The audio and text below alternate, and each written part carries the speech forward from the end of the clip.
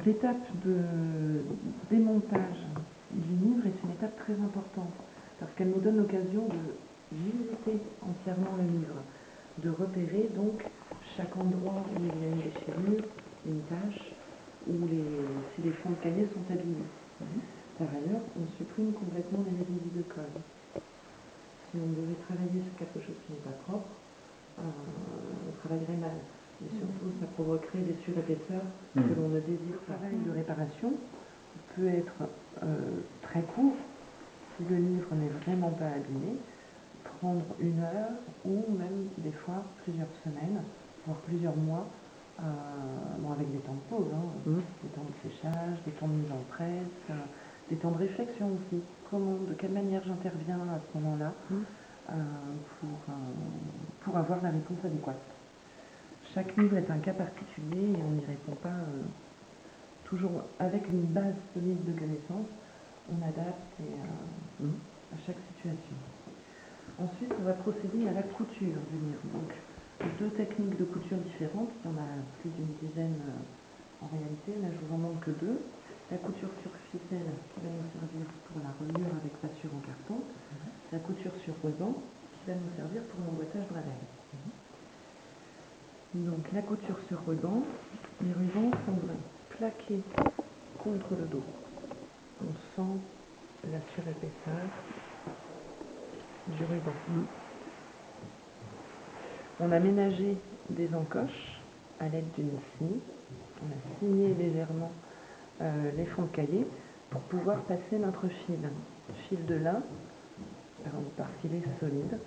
Donc on passe ici dans ce trou qu'on appelle la chaînette de tête, on va à l'intérieur, on contourne le ruban, on retourne à l'intérieur du cahier, on contourne le suivant et on ressort par la chaînette de queue. Et on fait ça tout le long de chaque cahier. Donc rien qu'une couture prend au minimum une demi-heure. Au minimum. Ici, on est sur une demi-heure, 3/4 d'heure. Une couture sur ficelle. Je vous ai fait toucher le dos. Ici, les ficelles sont dans des grecs plus profondes. Elles se logent exactement. Donc on a un dos plus épaisseur au dos. Vous voyez, en gouttière, c'est plus fin qu'au niveau du dos. Pourquoi est-ce qu'on fait prendre de l'épaisseur? Parce qu'on va anticiper l'étape suivante, qui est celle de donner sa forme arrondie au livre, typique d'un livre relié. Vous voyez la forme arrondie dans un premier temps, et ensuite on crée ce petit rebord qu'on appelle le mort, dans lequel viennent se loger les cartons. Donc évidemment, le mort doit être exactement à fleur. Vous voyez, je l'ai fait cambrer. Simplement en collant un papier en plein sur le carton, avec une colle au séchage lent, on a l'habitude de dire un séchage d'1 nuit, et qui va faire jouer les tensions. Alors ici, le carton est cambré, c'est quand même assez net, et pourtant, au final, il ne l'est pas du tout. Et on ne veut pas d'un carton cambré, on préfère les livres bien planes. En fait, on a anticipé les tensions des matériaux à venir. Les cuirs, les toiles, même les papiers. On a fait l'arrondissure et l'endossure, c'est-à-dire créer le mort. On va venir terminer de renforcer l'unité de notre couture avec la pose d'une mousseline qui va renforcer notre dos. La mousseline est posée à la taille exacte du dos dans le cas d'une reliure avec passure en carton, et elle va légèrement revenir sur la première et la dernière feuille de garde dans le cas d'un emboîtage Bradel. En fait, je vous ai expliqué qu'à la fin, l'emboîtage ne tenait que par le réencollage des gardes. Donc si j'avais coupé à la taille exacte comme ici, ça ne serait que le papier qu'on a là, donc plus fragile. Moi, je préfère laisser dépasser légèrement la mousseline et le ruban ça fait une liaison un peu plus solide. Alors après, on peut trouver que c'est irrité, et j'accepte ce léger défaut comme faisant partie intégrante de la structure, en fait. Et quand vous allez au rayon beaux livres des librairies d'aujourd'hui, c'est souvent cette technique d'emboîtage que l'on a.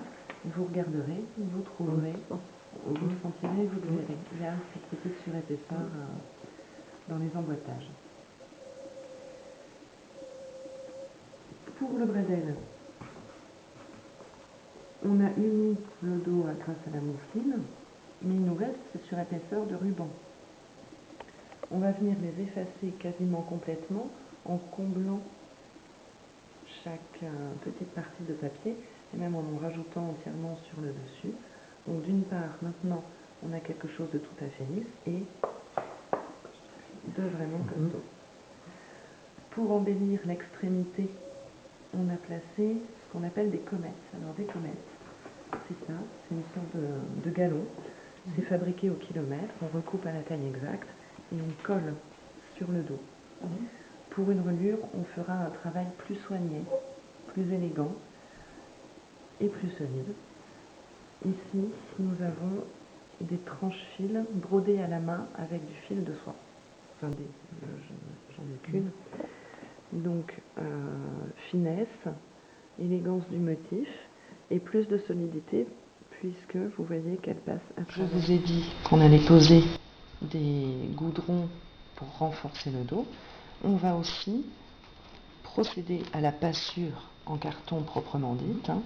Donc les ficelles ici qui ont été peignées sont passées à travers des trous et ici on va faire tout un travail pour les masquer. J'ai l'habitude de dire qu'un relieur a des yeux, enfin les artisans d'ailleurs de manière générale ont des yeux au bout des doigts. Le tactile est très important.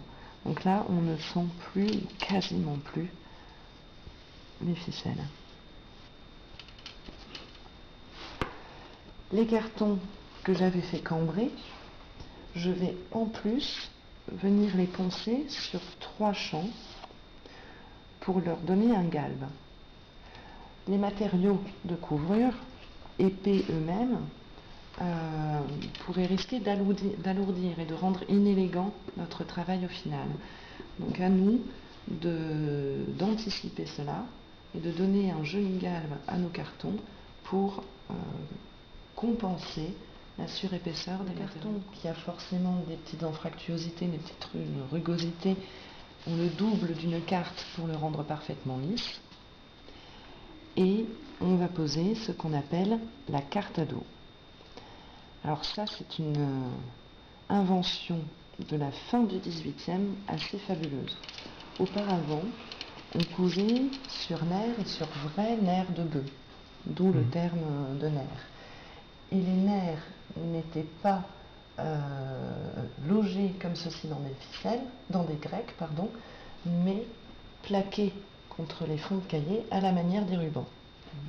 La peau de couvrure était directement posée sur les fonds de cahier et sur les nerfs de couture, ce qui donnait ce motif de nerfs au final. Donc c'était vraiment la structure elle-même qui donnait un motif.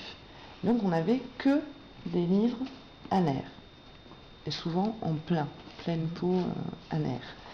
Au XVIe siècle, les ouvriers grecs prisonniers ont donné quelque chose que les Européens, enfin que les Français en tout cas ne connaissaient pas, la technique des Grecs, donc de loger les ficelles, parce qu'on est passé aux ficelles entre-temps, de loger les ficelles dans des petites encoches, de telle sorte qu'elles disparaissent.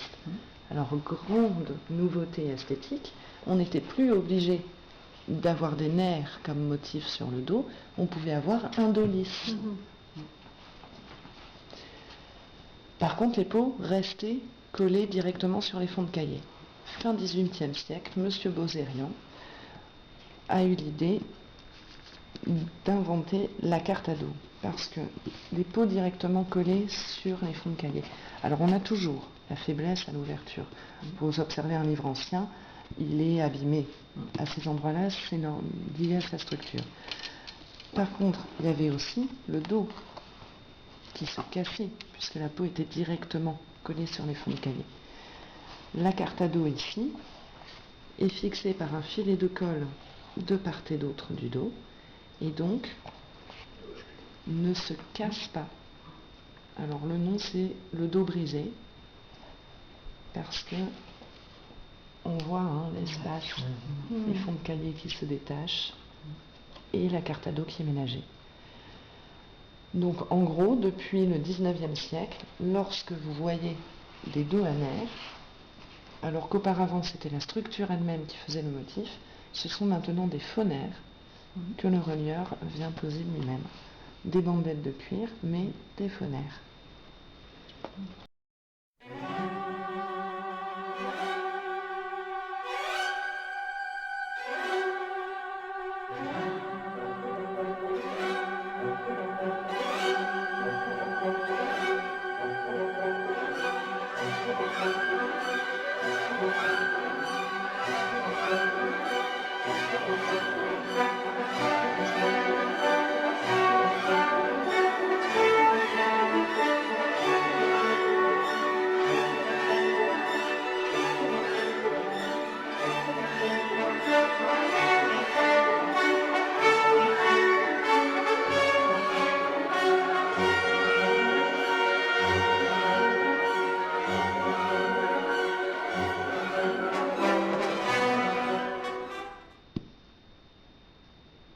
Il y a un livre bien relié. Un emboîtage bradel, ce sera 4 à 5 heures sur 3 jours, avec les temps de séchage, temps de mise en presse. Si le livre est en bon état au départ, je vous disais, on passe soit 1 heure, soit plusieurs semaines au départ. Une reliure, ce sera entre 7 et 10 heures sur une semaine. D'accord.